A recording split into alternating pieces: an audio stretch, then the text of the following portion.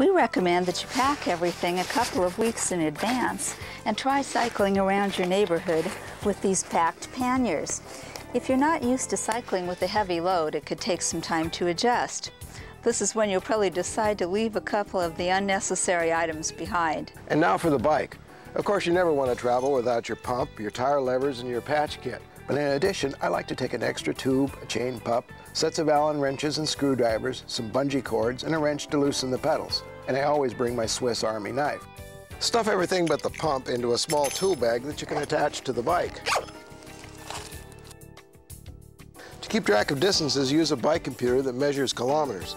And to keep track of your route, use a map carrier.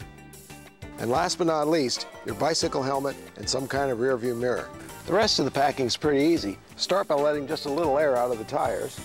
Then set both front and rear gears into the lowest gear possible so you can keep the derailleur close to the frame and away from the edge of the box where it can receive the most damage.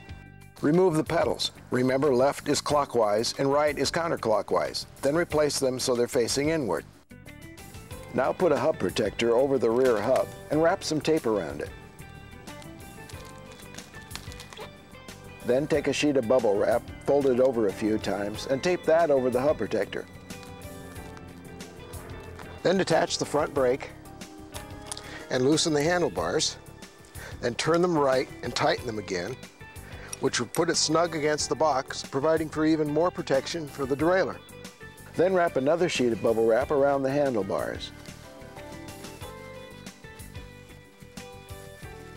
Just before boxing, tape your helmet to the bike as well as the toolkit and anything else you want to pack in the box with the bike. Then, being really careful, raise the rear end of the bike and roll it into the box front first.